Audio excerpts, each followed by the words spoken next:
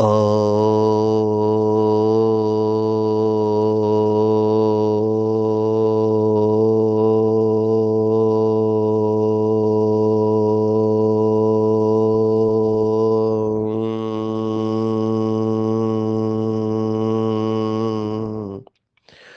शांति।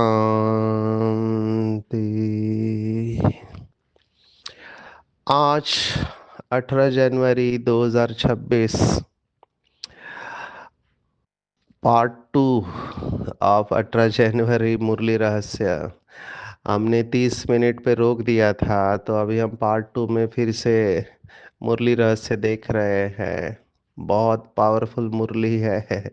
मैं बहुत स्लो जा रहा हूँ, मधुबन में रिकॉर्ड कर रहा हूँ, तो साइलेंस में बैठ के लक्ष्य यही रहता है कि जितना मैं इन मुरलियों का आनंद ले रहा हूँ बाबा की याद में बैठकर, ऐसे सुनने वालों को भी वो अनुभूति हो, उनका गहरा चेकिंग हो, और वो श्रेष्ठ साधना करके अपना कल्प कल्प का उच्च पद प्राप्त करे, यही शुभ भावना रहती है। देखो भगवान कह रहा है, क्या कह रहा है? बाबा का शब्द है बेआरामी। माना भगवान तड़प रहा है बच्चों के लिए। ये प्यार की अवस्था है, बहुत सुंदर है। जो शब्दों को फील कर सकते हैं, महसूस कर सकते हैं, इसे महसूस करो कि भगवान मेरे लिए तड़प रहा है। बच्चों के बिगर हमको भी जैसे बेआरामी होती है। बच्चे बहुत पुकारते हैं, बहुत दुखी है तो तरस पड़ता है। जैसे ही मैंने पढ़ा, मेरे सामने उस माँ का चित्र आया जिसका बच्चा रो रहा है। रो रहा है तो माँ अपने बच्चे को रोते हुए कैसे देख सकती है? एक साधारण देहधारी माँ, वो अपने बच्चों से इतना प्यार करते। माँ बाप भी आ गया है, हालांकि माँ की महिमा ज्यादा होती है, बाप की कम होती है। तो जैसे माता पिता देहधारी होते हुए भी अपने बच्चों को इतना संभालते हैं, देहधारी है, हत्या है, तो सोचो ये दया और करुणा का सागर है। Ocean of love mercy. इसके अंदर कितनी करुणा जागृत होती होगी। भक्ति मार्ग में बहुत संतों ने ये परमात्मा की करुणा के ऊपर बहुत कुछ लिखा हुआ है। महाराष्ट्र में करुणाष्टके करके है। संत रामदास जी ने बहुत सुंदर लिखे हुए, क्या शब्द है कि एक भक्त अपने इष्ट के भगवान समझकर उसके उसकी करुणा मांग रहा है, मेरे ऊपर करुणा करो, मैं इतना दुखी हूं, आपको दिखाई नहीं देता? अभी देखो, उसे पता नहीं बाबा के वाक्य, अभी तो वो तो बहुत पहले होके गए, 400 साल शायद, छत्रपति शिवाजी महाराज के गुरु। तो बाबा वही शब्द कह रहा है कि मेरे बच्चे पुकारते हैं तो तरस पड़ता है। अब तुम बच्चों को चलना है घर, फिर तुम वहां से चले जाएंगे सुखधाम, वहां मैं तुम्हारा साथी नहीं बनूंगा। अभी मैं देखा हूँ कई सारे, अभी न्यूज़ हम देखते हैं सोशल मीडिया में कि बाप बेचारा मजूरी कर रहा है रोज की, माना 150 200 300 रुपया कमा रहा है, और बच्चे को आईएएस बना दिया, आईपीएस बना दिया, या डॉक्टर बना दिया। तो इन माँ बाप ने कितना मेहनत किया होगा। मैं अपने लौकिक पिताजी को भी देखता हूँ, मील में वर्कर थे और शिप ड्यूटी में काम करते थे। किस लिए? तो बच्चों को पढ़ाना है, इसलिए। तो माँ बाप, और ऐसी स्टोरी थोड़ी बड़ी मात्रा में हर एक माँ बाप करते हैं अपने बच्चे के लिए। हर एक माँ बाप होने चाहिए ऐसे। हम जब विहासा लेते हैं, उसमें एक एक्सरसाइज आता है, हीरोज एंड हीरोइंस। आपके हीरो और हीरोइन कौन है? तो बहुत लोग अपने माँ बाप के बारे में, दादा दादी के बारे में लिखते हैं कि वो हमारे हीरोज और हीरोइंस है। तो ये लौकिक माँ बाप इतना करते हैं, तो सोचो ये पारलौकिक माता पिता, जो कि दया और करुणा का सागर सर्वशक्तिवान है, और वो आज कमिट कर रहा है। क्या बोल रहा है भगवान? बच्चे, आई लव यू। मैं तुम्हारा दुख देख नहीं सकता हूँ। मैं हमेशा कॉलेज में बच्चों को ये कहता हूँ कि उसके ऊपर विश्वास नहीं करो जो हमेशा आई लव यू बोलता है। उसके ऊपर विश्वास करो जो डिस्प्ले करता है एक्शन में। माना उसके कर्मों में वो दिखाई देता है। प्यार करना इजी होता है, निभाना कठिन होता है। निभाने वाला व्यक्ति चाहिए जो हर वक्त हमारे साथ में रहे। तो रिलेशनशिप में जब हम सेशन लेते हैं, बहुत बहुत इम्पोर्टेंट है ये बात, क्योंकि मैं रिलेशनशिप्स के बहुत सारे इशू देखता हूँ और इसके जड़ में ईगो है, देहाभिमान कहीं ना कहीं है। मैं श्रेष्ठ या तुम श्रेष्ठ, इसी में ही चले जाते कई सारे रिश्ते। तो मैं हमेशा वो दादी के माँ वाक्य याद करता हूँ, हारमनी। हारमोनी कब होगी रिलेशनशिप में, तो दादी कहते तो हार मानना सीखो, माना झुकना सीखो। और ये ईगो है जो झुकना नहीं देता है। ईगो कभी भी अपने को गलत नहीं समझता है। तो बाबा ने इसके ऊपर मुरली चलाई है। सबसे बड़ी माया है मैं राइट हूँ। मैं राइट हूँ जब तक ये शब्द होगा तब तक कुछ नहीं हो सकता। लौकिक में कहावत है, जो देह अभिमानी है वो माफी सुनना पसंद करता है, और जो प्यार करने वाले हैं, स्नेही है, वो माफी मांगना पसंद करते हैं। तो रिश्ता तोड़ना बहुत इजी होता है, रिश्ता जोड़ना कठिन होता है। आप इसके ऊपर चिंतन करेंगे क्योंकि आगे की अव्यक्त मुरली इसी पॉइंट को लेकर आ रही है। मैं इस आकार मुरली को पूरा करना चाहूंगा। हमें जास्ती नहीं बोलना चाहिए। अभी मुरली को स्पष्टीकरण देने के लिए बोलना ही पड़ता है। अभी हर एक को मैं संतुष्ट नहीं कर सकता हूँ। आज पहली बार मैं मुरली को दो पार्ट्स में ले रहा हूँ। आपका फीडबैक चाहेंगे, क्योंकि कई लोगों ने मुझे कहा 30 मिनट से ज़्यादा नहीं रखना चाहिए। लेकिन आज मुझे ऐसे रहा नहीं गया, क्योंकि ये मुरली इतनी डीप होती है। मैं तो इसमें एक एक दो दो घंटे ले सकता हूँ, इतना इसमें मनोविज्ञान होता है। लेकिन फिर अपनी दिनचर्या, टाइम, सबको मैनेज करना पड़ता है। आज बाबा ने कहा, देखा तुम्हें बोलना जास्ती नहीं चाहिए। अंग्रेजी में कहावत है, speak only when you can improve upon silence. आपको मुंह तभी खोलना चाहिए जब आप साइलेंस से अच्छा भाषण कर सकते हो, और गहराई में देखो तो साइलेंस से अच्छा भाषण हो ही नहीं सकता है। फिर भी हमको बोलना पड़ रहा है, और मैं थोड़ा बोलूंगा। और आत्मा अभिमानी हो, थोड़ा भी समझाएंगे तो तीर लगेगा। बाप कहते हैं, बच्चे बीती सो बीती, पहले अपने को सुधारो।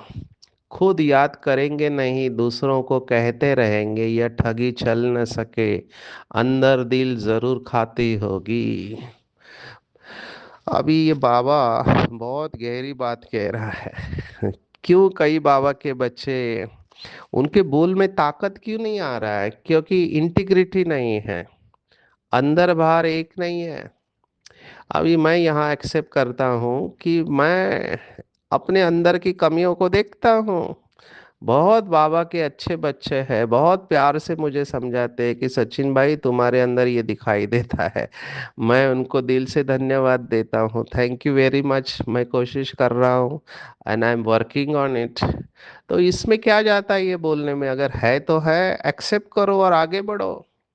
मनोविज्ञान में कहते हैं कि डिनायल में रहेंगे तो आप इम्प्रूव नहीं कर सकते हैं। पर आपको ये भी नहीं करना चाहिए सेल्फ क्रिटिसाइज, और दिल ये अंदर ना गिल्ट में नहीं जाना चाहिए, क्योंकि फिर उसमें हीलिंग नहीं होता है। तो हमको पता है हमारे अंदर क्या अवगुण है, उसके ऊपर काम करना चाहिए, अपनी भाषा को सुधारना चाहिए। अभी सेल्फ रेस्पेक्ट और ईगो में बहुत थीन लाइन है। कई बार हमको लगता है हम सेल्फ रेस्पेक्ट माना स्वमान में है, लेकिन होता अभिमान है। तो बहुत नम्रता का गुण धारण करना चाहिए, भाषा बहुत अच्छी होनी चाहिए। ये मैं सीख रहा हूँ खुद। क्योंकि हमको अभी क्या होता है, मैं आपको सुना रहा हूँ। जब आपको ऑर्डर देने की आदत लगती है ना, अभी हम हेड ऑफ द डिपार्टमेंट रहे हैं, हमारे हाथ के नीचे लोग काम करते हैं, तो हमको आदत लगी ऑर्डर देना, ऑर्डर देना, ऑर्डर देना, और कोई नहीं मानता है तो हमको गुस्सा आता है। तो मैंने ये रियलाइज किया कि हर एक का सेल्फ रिस्पेक्ट होता है, किसी का ईगो हर्ट नहीं करना चाहिए, प्यार से समझाना चाहिए। वहां पे हमारे पास पावर होती है, क्योंकि उन्होंने नहीं माना तो उनको पिंक स्लिप मिलती है। क्योंकि हमको बिजनेस चलाना है, यहाँ पे परिवार है, परिवार में ये सब शब्द या एक्शन लेना ये सब नहीं होता है। तो इसके लिए बाबा बार बार शायद कहते हैं निमित्त के साथ निर्माण बनना बहुत जरूरी है। ये जो नम्रता का गुण है ये एंटीडोट है गुस्से के लिए है। मुझे ये बात मैं मुरली के साथ कनेक्ट करना चाहूंगा क्योंकि अव्यक्त मुरली में ये बात बहुत गहराई से आई है। अब इस सब की जड़ में क्या है, आप अगर पांडव भवन गए हैं तो पांडव भवन के सामने ओम शांति भवन हॉल है। मैं जब 95 में ज्ञान में आया उस समय बाबा ओम शांति भवन में आते थे, तो मैं देखता था कि पीछे की तरफ हॉल में एक स्लोगन लिखा हुआ है बहनों की तरफ, ego is the root of all suffering. मुझे वो समझ में नहीं आता था ये क्या लिखा हुआ है लेकिन आज इतने साल के बाद महसूस हो रहा है कि एकदम पक्का लिखा हुआ है। हम जब भी दुखी होते हैं तो कहीं ना कहीं परसेंटेज में हमारे अंदर देह अभिमान होता है, तभी हमको दुख की फीलिंग आती है, अपमान की फीलिंग आती है।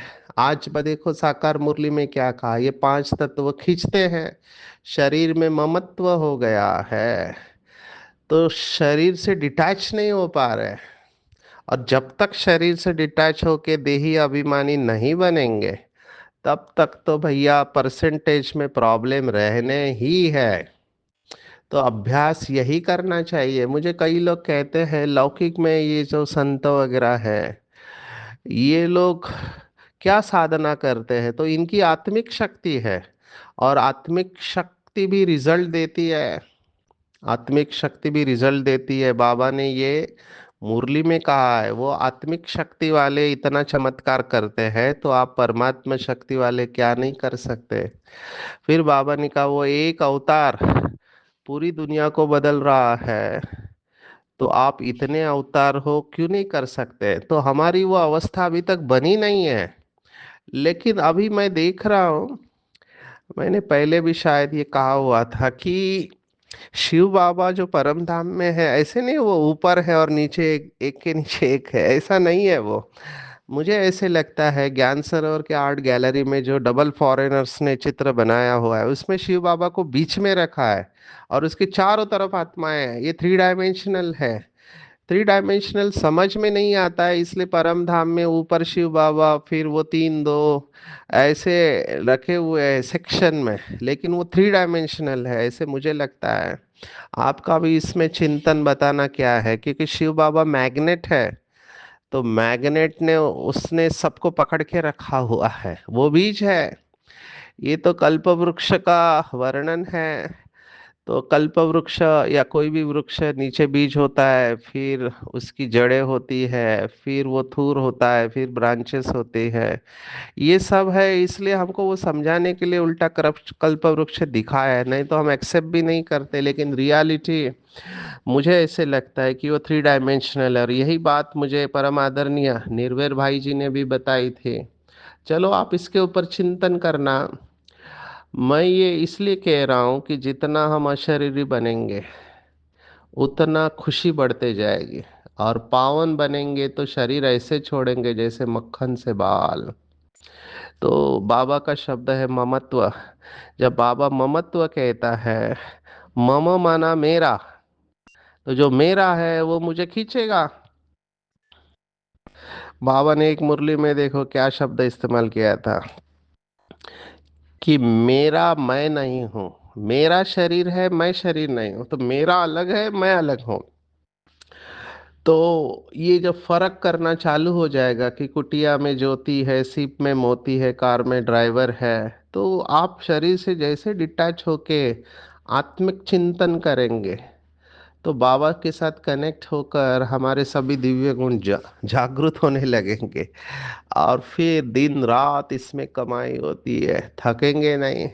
और शायद यही अवस्था ब्रह्मा बाबा की थी। अथक कैसे बने वो ब्रह्मा बाबा का या अर्जुन का, शास्त्रों में एक नाम दिया गया है। अर्जुन के जो अलग अलग नाम है उसमें एक नाम है गुड़ाकेश।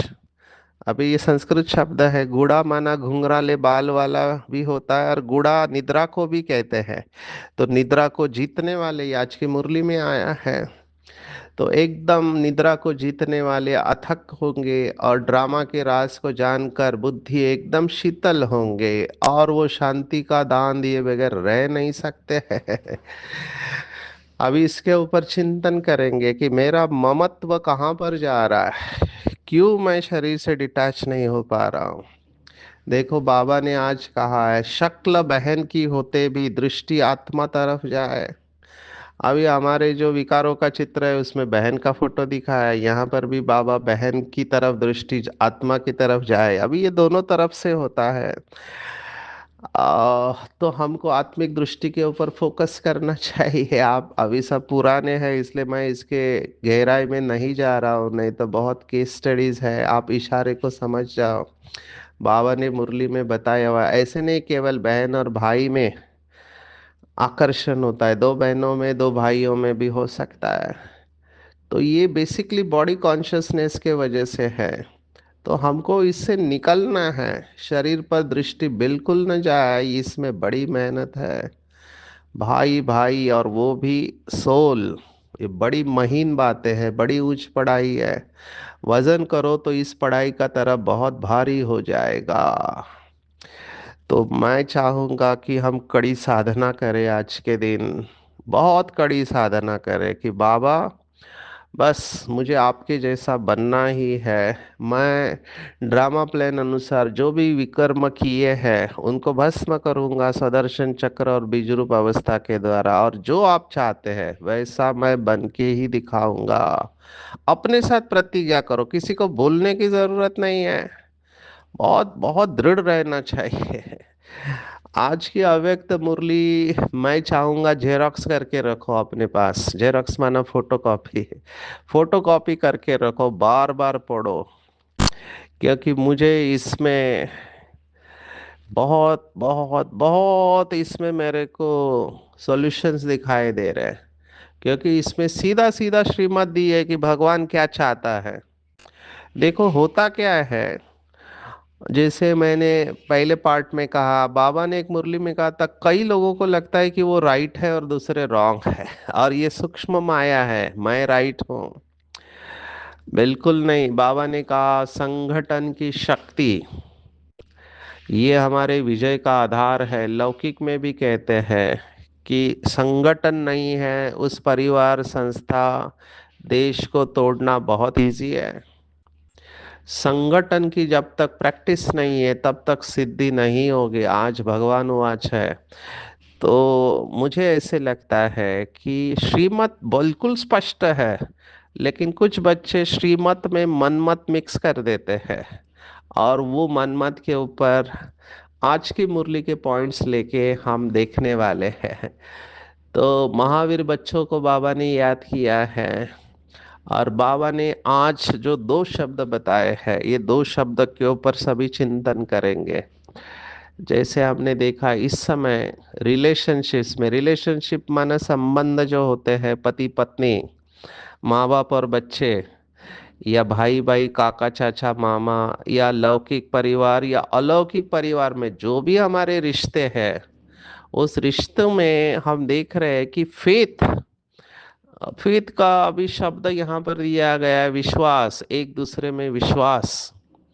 ये विश्वास बहुत इंपॉर्टेंट है। बाबा ने कहा संगठन को जोड़ने का धागा फेथ है। मैं इसको दूसरे अव्यक्त शब्दों के साथ बताऊंगा। बाबा ने एक मुरली में कहा दाना इंडिविजुअली रेडी है, लेकिन माला तभी बनती है जब दाना दाने के नजदीक आता है। और इसका आधार है फेथ, विश्वास। और इसके लिए एक शक्ति चाहिए, वो है समाने की शक्ति। ये बहुत बड़ी शक्ति है, मैं कहूँगा बहुत बहुत बहुत बहुत बहुत बड़ी शक्ति है। जिसके अंदर ये शक्ति है उसकी जीत निश्चित है, पर इसके लिए ताकत चाहिए। बाबा ने एक मुरली में कहा था सहन करने के साथ में समाने की शक्ति चाहिए। बाबा के महावाक्य है जो मुझे प्रेरणा देते हैं कि आपने सहन किया, ये तो आपने कमाल की, लेकिन सहन करने के बाद आपने उसका वर्णन किया, तो आपने कमाल को धमाल में परिवर्तन कर दिया। मैं शब्द ही पढ़ना चाहूंगा। किसी ने कुछ किया, मानो रॉन्ग भी किया, लेकिन संगठन प्रमाण व अपने संस्कारों प्रमाण व समय प्रमाण उसने जो किया उसका भी जरूर कोई भाव या अर्थ होगा। संगठित रूप में जहाँ सर्विस है वहाँ उसके संस्कारों को भी रहम दिल की दृष्टि से देखते हुए संस्कारों को सामने न रख, इसमें भी कोई कल्याण होगा। इसको साथ मिलाकर चलने में ही कल्याण है। ऐसा फेथ जब संगठन में एक दूसरे के प्रति हो तब ही सफलता हो सकती है। ये पूरा पैराग्राफ मैं चाहूंगा आप जेरॉक्स करके सामने रखो। मैं इतने बार इसको पढ़ा हूँ फिर भी मैं संतुष्ट नहीं हो रहा हूँ, क्योंकि मैं उसको फिट करना चाहता हूँ अपने बुद्धि में। क्योंकि एग्जैक्टली यही होता है जो बाबा ने कहा। क्या होता है? बाबा ने कहा जैसे कोई अपनी गलती को महसूस भी करते हैं लेकिन उसको कभी फैलाएंगे नहीं, उसे समाएंगे। दूसरा फैलाएगा तो उनको बुरा लगेगा। इसी प्रकार दूसरे की गलती को भी अपनी गलती समझ फैलाना नहीं चाहिए। अभी एग्जैक्टली यही हो रहा है। अभी देखो, हमने पहले भी देखा है, मैं फिर से अंडरलाइन कर रहा हूँ, विशेष उन माताओं को बता रहा हूँ या भाइयों को बता रहा हूँ जो अपनी उंगलियों को कंट्रोल नहीं कर पाते। उंगलियों को कंट्रोल करना माना क्या? जो आपको वीडियो आ रहे हैं उसको आप फॉरवर्ड मत करो प्लीज। हमने देखा इस समय सबसे ज्यादा पाप कर्म व्हाट्सएप से हो रहे हैं।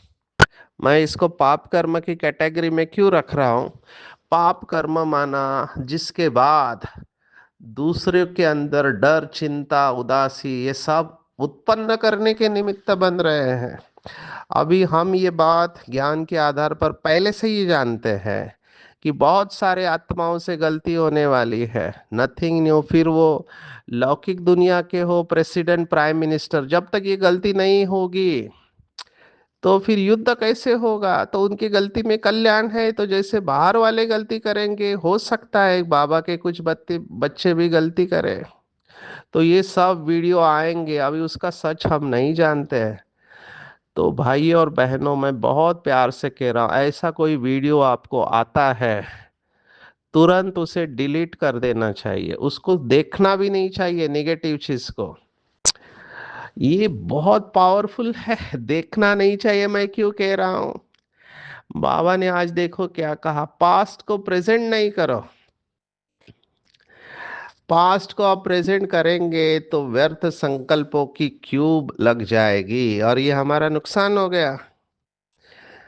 देखो, कोई गलती कर रहा है, आप उस वीडियो को देख रहे हैं, जो भी निगेटिव न्यूज आई है, आप कितने संकल्प चलाओगे? उसमें से 10 लोगों को फॉरवर्ड किया, उन्होंने 10 को किया, लाखों तक जा रहा है। और लाखों के अंदर इनसिक्योरिटी पैदा हो गई। कौन निमित्त बना? जिसने फॉरवर्ड किया उसके ऊपर ये पूरा बोझा आ जाएगा। तो ये सूक्ष्म में विकर्म है। अभी मैं आ रहा था, इतना अच्छा माहौल है, सभी खुश है। और एक भाई का मूड, मैंने कहा क्या हुआ? बोला देखो क्या हो रहा है, वीडियो आया है। उसको कोई एंजॉय नहीं, उसकी पूरी खुशी गायब हो गई। मैंने कहा आप क्यों डिस्टर्ब हो रहे हैं? बोला कैसे हम रहते हैं समाज में, ये सब बातें होती है।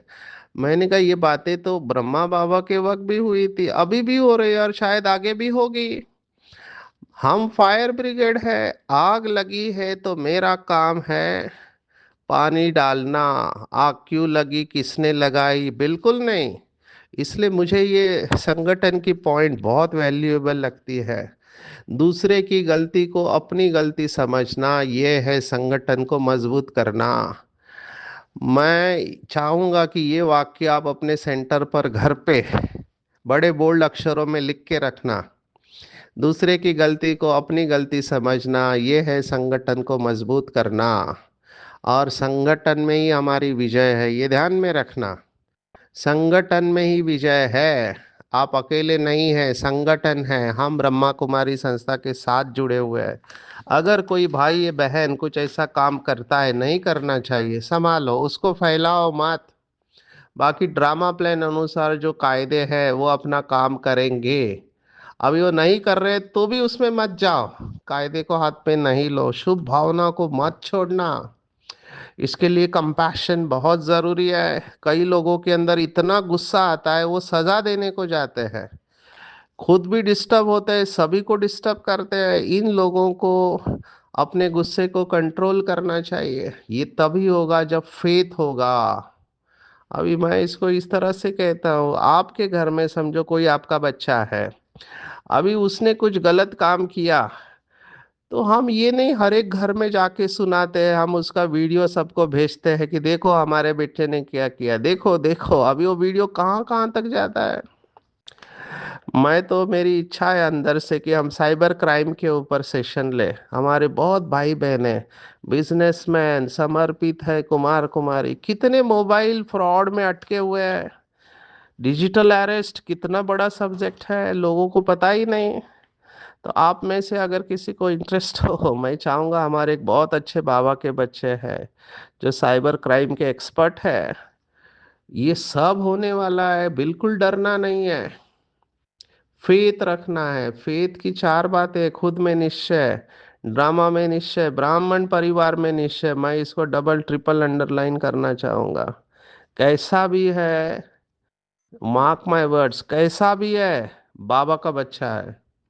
ड्रामा प्लान अनुसार समझो, अगर किसी ने गलत काम किया भी है, मैं धर्मराज नहीं हूं, ना मुझे बनना है, बाबा बैठा है, मेरा काम है दुखी है उसके दुख दूर करना, उसका साथ देना। ये मैं नहीं कह रहा हूँ, समाने की शक्ति। देखो बाबा के शब्द है, इसलिए मैंने कहा बाबा के शब्द में पढ़ूंगा। देखा और सुना, उसको बिल्कुल समाकर वही आत्मिक दृष्टि और कल्याण की भावना रहे। जब अज्ञानियों के लिए कहते हो कि अपकारियों के ऊपर उपकार करना है, तो संगठन में भी एक दूसरे के प्रति उपकार की, रहम की भावना क्यों ये कम रहती है? क्योंकि आत्मिक स्थिति का अभ्यास कम है। अभी इसके ऊपर चिंतन करेंगे, सब्जेक्ट बहुत बड़ा है। परिवार से सामना करने की शक्ति यूज करने से संगठन पावरफुल नहीं होना, माना परिवार के से सामना नहीं करना है, कोई भी बात जचती नहीं है तो भी एक दूसरे का सत्कार करना चाहिए। उस समय किसी के संकल्प और बोल को कट नहीं करना चाहिए। इसलिए समाने की शक्ति, एक एक शब्द बहुत पावरफुल है, बार बार इसे पढ़ो। तो एक ने कुछ बोला, दूसरे ने स्वीकार किया, तो तभी हमारी अवस्था बहुत अच्छी रहेगी। सिद्धि कठिन नहीं है, बाबा ने कहा प्रकृति भी दासी बन जाएंगी। सिद्धि आह्वान कर रही है हमारा, सिद्धि हमारे सामने झुकेगी, लेकिन कब? जब ये फेथ और समाने की शक्ति है।